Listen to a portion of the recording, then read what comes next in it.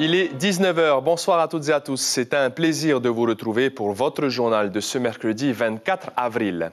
Voici les informations que nous allons développer dans cette édition. L'indice des prix à la consommation a encore augmenté le mois dernier d'après l'Institut de la statistique. Les produits alimentaires sont particulièrement concernés par cette inflation. La 7e édition des Journées polynésiennes du handicap réunit cette semaine 24 associations au parc Aur Eitinihau. Le thème de cette année, Jeux olympiques oblige, c'est le sport. Aujourd'hui, ils étaient nombreux à avoir été initiés à la navigation. Avec notre invitée, Henriette Kamia, présidente de la Fédération Te Niu o Te Huma, nous ferons le point sur les améliorations à apporter en faveur des personnes porteuses de handicap. L'interruption volontaire de grossesse, l'IVG, est inscrite dans la Constitution française depuis le mois dernier. En Polynésie, il y a près d'1 millier d'avortements chaque année et le sujet divise fortement. Selon certains religieux, c'est un pas dans la mauvaise direction. Après quasiment 30 heures de rame, Steve Teihut-Ata a conclu son exploit en fin d'après-midi à Bora Bora. Le champion a rapatrié avec succès la pirogue de son frère Kevin Quider, enterrée sur la perle du Pacifique. Nous aurons la réaction de Steve Teihut-Ata dans ce journal en direct avec notre correspondant à Bora Bora, Tamatea Terorotua. Merci d'être avec nous. La cherté de la vie, plus qu'une expression, c'est la réalité du quotidien pour les Polynésiens qui, depuis plusieurs mois, subissent les conséquences de l'inflation. L'indice général des prix à la consommation a encore augmenté au mois de mars, plus 0,8% d'après l'Institut de la statistique. La tendance générale est donc toujours à l'augmentation des prix. On voit cela avec Mélodie Ouilamoa Fassione, Inasso Raveino et Jérôme Lee. D'habitude, celui-là, il est à moins de 530. Il fait un temps, il était à 450, 490. Maintenant, il est monté à 530. À chaque fois qu'elle fait ses courses, Wanda scrute scrupuleusement les étiquettes des produits. Elle compare et calcule chaque prix pour respecter son budget. Je suis obligée de calculer pour voir mes dépenses du mois et ça me permet aussi de gérer au mieux pour la famille. Mais à chaque fois que je reviens tous les 3 mois, je vois que les produits ont changé. Enfin, pas les produits, les prix ont changé. Impuissants, résignés, les consommateurs ne peuvent que constater ces hausses de prix. On prend ce qu'on a besoin. Bon, c'est pas tout, même l'avion, moi je ne peux pas prendre l'avion. J'achète des légumes. Bon, les légumes aussi c'est cher. Derrière la caisse, on voit également la différence. Ils nous disent qu'ils n'ont pas le choix. Ils sont obligés de faire des courses quand même. Du coup, ils choisissent plutôt des produits vraiment nécessaires, qu'ils se font moins plaisir, on va dire. Selon l'Institut de la statistique de Polynésie française, au mois de mars, le niveau moyen général des prix a augmenté de 0,8%. Cela s'explique principalement par une hausse significative des produits alimentaires, soit plus 2,4%. La faute à la flambée du prix du thon après, rappelez-vous, les intempéries du mois de février. Une courbe qui semble fléchir légèrement pour avril. On a constaté, nous en capteur terrain, une baisse sur notamment les produits de la mer, tout ce qui est thon et maï-maï. On peut baisser par rapport au mois de mars, et aussi les légumes. Une toute petite éclaircie à peine visible lorsque l'on dézoome sur le contexte général. Si l'inflation ralentit, la population est toujours en train de subir les conséquences de la guerre en Ukraine. Une hausse rapide et drastique des prix de plus de 8%. Cette hausse de 2022, elle est toujours là. Elle est toujours subie par les familles parce que les prix n'ont pas baissé. Ils augmentent moins vite. Entre 2022 et 2023, en 2 ans, la hausse des prix a été de plus de 9%. La couleur est annoncée, la population espère des solutions concrètes pour s'en sortir. L'alimentaire représente à lui tout seul 1/4 du budget de consommation des ménages en Polynésie française. Près de 300 tonnes de fret vont être acheminées vers plusieurs atolls des Tuamotu Nord et des Tuamotu Est. Les marchandises et le carburant vont être transportés à bord du Heitinui de la flottille administrative car le navire habituel, le Maristella 4, est en panne depuis près d'1 an et la société propriétaire du bateau ne s'est toujours pas réorganisée. Le Maristella 3 effectuait les rotations pour suppléer l'autre navire de la compagnie, mais actuellement, il est en carénage. Elles ont débuté hier et vont s'achever vendredi. Les journées polynésiennes du handicap sont organisées depuis 4 ans au parc Aur Eitiniho. Pour cette 7e édition, 24 associations sont présentes. Cet événement annuel vise à encourager l'inclusion sociale et professionnelle des personnes porteuses du handicap. Nicolas Suir, Mélissa Chang. Depuis quelques années, la pirogue à voile est réservée en priorité aux personnes porteuses d'un handicap lourd. Posés sur l'une des toiles, au-dessus de la mer, ils sentent le vent du large. Une sensation de liberté les détend et leur fait oublier les tracas de la vie. Ils sont heureux. Et elle a bien aimé, en fait, elle était en train de râler et commençait à s'énerver en revenant parce que je lui ai dit que la balade était finie. Bon, je suis heureux de les voir apprécier la balade, la promenade. Donc c'est le but de la manœuvre, hein. C'est une journée qui découvre le bien-être sur l'eau et de s'échapper un peu de la routine qu'ils connaissent. Sur le même plan d'eau, des courses de pirogue ont lieu. L'effort est mêlé au plaisir et à l'issue, le bien-être. Les arts aussi sont à l'honneur. Un concours de chant est organisé. Un jury a dû départager les artistes. J'aime The Voice et je suis très heureuse de chanter et même si avec mon handicap, je chante pour le plaisir. Et puis, il y a les stands de vente de produits fabriqués, une démonstration valorisante de leur savoir-faire.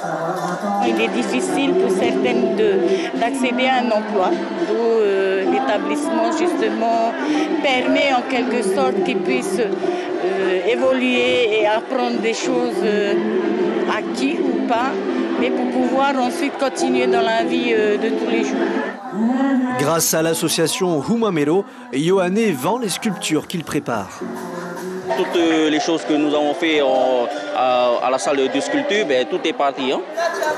Encore 2 jours de fête pour profiter des activités, faire des rencontres et espérer plus d'inclusion.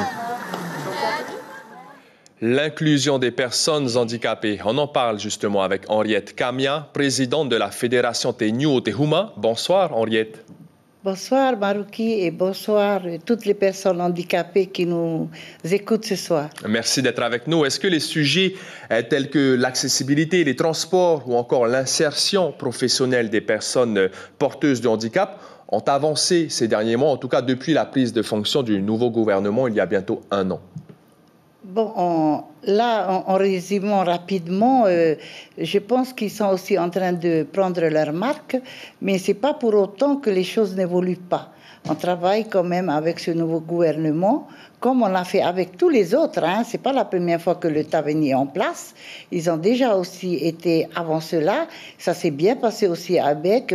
Et aujourd'hui, on fait la même chose avec notre ministre de tutelle, hein, Madame Chantal Hinari Galno, avec qui on est vraiment, comment dirais-je, on est en entente. Et avec elle, on a mis en place des réglementations qu'on voudrait voir réalisées, comme la déconjugalisation des revenus et aussi le code du handicap qui est déjà en préparation. Mais aujourd'hui, c'est vrai qu'on a un schéma directeur qui regroupe la réglementation, l'accessibilité, le transport, l'éducation, l'insertion sociale et l'insertion professionnelle. Et on a rajouté un autre point à notre schéma directeur, santé et société, parce que nous voulons alerter quand même les gouvernants, la société civile et tout le monde sur le danger qu'aujourd'hui on a au niveau de notre société. Les personnes handicapées augmentent vraiment beaucoup suite au diabète, suite à toutes les maladies de cette société de consommation. Et il faut vraiment qu'on voit, c'est plus possible. Hein. Le nombre de personnes handicapées augmente. Et la prévention, il en faudrait quand même un peu plus que ça. Henriette, il était aussi question de transport aujourd'hui. Il y a clairement des progrès à faire en transport et en accessibilité. Qu'est-ce que vous en pensez, vous? Là, je suis carrément d'accord avec toi. Aujourd'hui, donc, il y a eu des responsables de l'administration, des communes, et de la société civile et d'autres associations pour personnes handicapées, nous nous sommes rencontrés justement pour en parler. Parce que je pense que souvent on oublie que nous, si on ne peut pas sortir de chez nous, si on est cloisonné chez nous, ben on est en prison, quoi. Hein. Alors si on veut qu'on puisse être comme tout le monde, travailler, aller faire nos courses, aller au cinéma quand il faut, eh bien, on doit quand même faire en sorte que nous puissions prendre le transport, peut-être pas toujours le transport en commun, parce que à ce niveau-là, je pense qu'il y a beaucoup à faire encore par rapport à ce transport public. Hein. Merci beaucoup, Henriette Kamia, présidente de la Fédération Tenyo Tehuma. Donc, les journées polynésiennes du handicap se poursuivent jusqu'à vendredi au parc Aurei Tiniho. Merci beaucoup d'avoir répondu à nos questions. Demain, jeudi, le président du pays, Moetai Broderson, sera l'invité café de la matinale radio. À bientôt 1 an de mandature, le chef de l'exécutif local abordera plusieurs sujets de sa ligne politique. La France est devenue le lundi 4 mars dernier le premier pays au monde à inscrire explicitement dans sa constitution l'IVG, l'interruption volontaire de grossesse, une date historique pour le droit des femmes et une inscription saluée par les parlementaires polynésiens. Au Fénois, malgré des avancées sociales, la légalisation de l'avortement intervenue en 2001 n'est pas encore totalement admise, notamment dans le milieu religieux. Les précisions dans le dossier de la rédaction signé Caroline Fari et Patrick Tsinsing.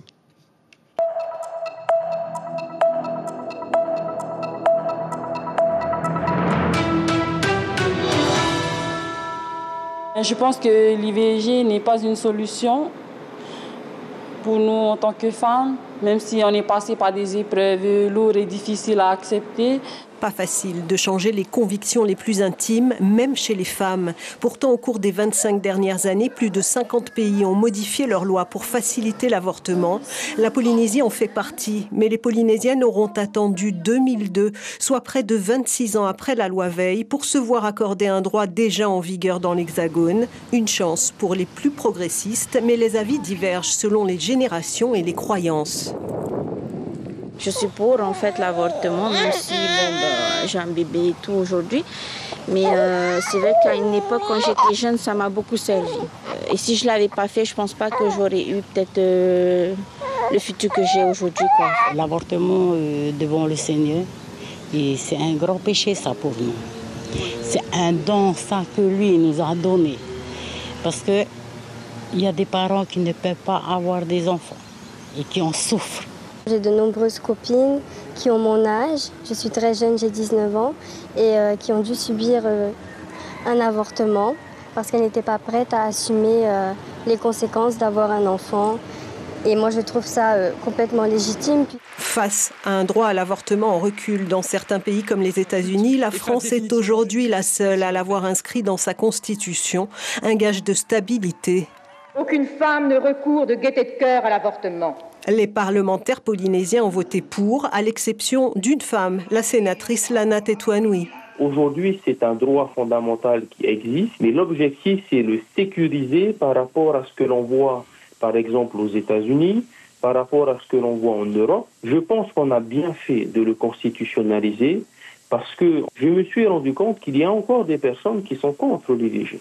Des voix comme celle des instances religieuses. Le Vatican estime par exemple qu'il ne peut y avoir de droit à supprimer une vie humaine. Un crime donc pour l'Église catholique, loin de cautionner le droit à l'IVG, encore moins son inscription dans la Constitution. La société va dans une direction que nous jugeons qui n'est pas la bonne. On essaye de l'alerter, on essaye de lui envoyer des signaux, on essaie de lui dire qu'on n'est pas dans la bonne direction.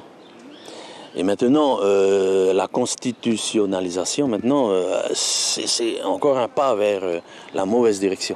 La Polynésie enregistre près d'1 millier d'IVG par an, 14% concernent des mineurs. Un acte pris en charge à 100% par la CPS. Avant la légalisation, les avortements étaient pratiqués sous le manteau par des médecins généralistes et les femmes avaient recours à des méthodes peu orthodoxes, voire mortelles. Alors ici, c'était pas les aiguilles à tricoter, parce que les gens ne tricotent pas beaucoup, c'était les tiges des baleinières. On enfilait la tige dans le col. Et puis si on ne sait pas où est l'utérus et on n'a pas fait d'échographie, ça perfore l'utérus. La prévention reste privilégiée avec aujourd'hui une contraception entièrement gratuite. Par ailleurs, depuis 2021, pas besoin de consentement parental ni d'ordonnance pour obtenir gratuitement la pilule du lendemain, une solution d'urgence avant l'IVG. Alors la pilule du lendemain, c'est justement pour ne pas en arriver aux grossesses non désirées, c'est-à-dire quand on a une rupture de préservatif ou quand on a un rapport avec une pilule oubliée et qu'on s'en aperçoit le lendemain. Et cette pilule, c'est une dose très forte d'hormones. Donc il y en a qui la prennent tous les mois, ce qui est aberrant. C'est une dose très forte d'hormones qui va empêcher l'annihilation d'un œuf éventuellement fécondé. Le délai légal pour pratiquer une IVG chirurgicale est passé de 12 à 14 semaines dans l'Hexagone.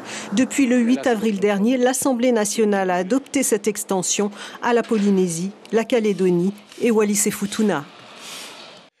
Il l'a fait. Steve Te Hotata est arrivé à Bora Bora en fin d'après-midi, accompagné dans les derniers kilomètres de son exploit par près d'une centaine de rameurs. Le champion avait quitté Tahiti mardi soir à 22h. Il a donc parcouru plus de 250 km sur l'océan pour rapatrier la pirogue de course de son défunt frère Kevin Kuider chez lui à Whanui à Bora Bora, où il est enterré. Nous sommes en direct avec Tamatea Terorotua, notre correspondant sur place. Tamatea, bonsoir. Vous êtes avec le champion Steve Te Hotata. On imagine qu'il y avait beaucoup d'émotions à Bora Bora. Bonsoir Marouki, bonsoir à tous. Merci de nous retrouver dans ce journal. Effectivement, Marouki, comme tu le disais, beaucoup d'émotions. Plus de 200 rameurs étaient sur le plan d'eau et plus de 1000 personnes sont venues accueillir notre Eito Steve Te Hotata. Steve, bonsoir. Merci d'être avec nous dans ce journal. Dans quel état d'esprit vous êtes ce soir en tout cas? On vous a senti ému au retour à la maison. Oui, ému. Hein? Ce genre de traversée, c'est un soulagement. Soulagement d'accomplir ce que tu avais prévu de faire. Très content de pouvoir amener la pirogue des frangins depuis Tahiti. On en avait parlé en blaguant. Donc pas de... On est en relais. Et voilà. Maintenant... Donc l'objectif, Steve, était de ramener le VAA de Kevin Kuider à la maison, n'est-ce pas? C'était un grand projet que vous avez longtemps réfléchi. L'objectif étant atteint? Voilà, objectif atteint. Maintenant, moi, bien au remerciement, je remercie tous ceux qui m'ont aidé à faire... à accomplir le projet, que ce soit mon staff dans le bateau, tous ceux qui m'ont donné les autorisations, la population de Whanui, la population de Bora Bora, toute la famille qui sont là, ça fait chaud au cœur de voir tout le monde. Et voilà. Et ce soir, vous avez prévu un temps de recueillement en famille, Steve. Et bien ce week-end aussi, vous organiserez un mémorial. Exactement. Maintenant, ça va être la première édition de la course en mémoire de Kevin. Et voilà, on va faire en sorte que cette première édition se passe bien. Et on attend déjà toute la population de Bora Bora avec plusieurs autres rameurs de Tahiti qui comptent venir participer à cette première édition. Alors Steve, à l'occasion de la Hawaii Kinui, tu seras aussi sur le plan d'eau cette année? Chaque chose en son temps. Hein. Je pense qu'on va faire d'abord les courses qui se présentent avant celle-là. Et on va se concentrer avec l'équipe et on va voir ça. En tout cas, le VAA est à la maison. Yeyou, Steve. Yeyou, c'est là.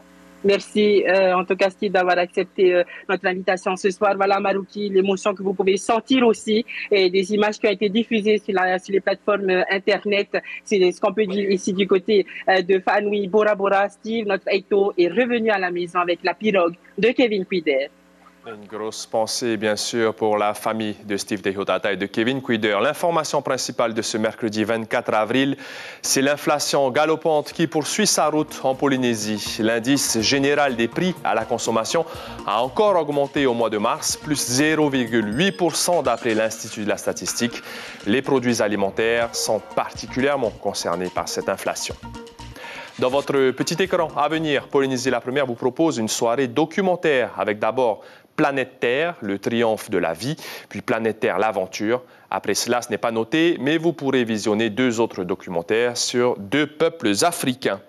À la une de Tahiti Info, demain, jeudi, une banque alimentaire bientôt ouverte. C'est la fin de ce journal. Merci de votre fidélité. On se quitte sur une répétition du groupe de Matahiapo Pire Ukulele qui va se produire au prochain Taupitian E, le Heiva des écoles. Passez une excellente soirée. À demain et prenez bien soin de vous.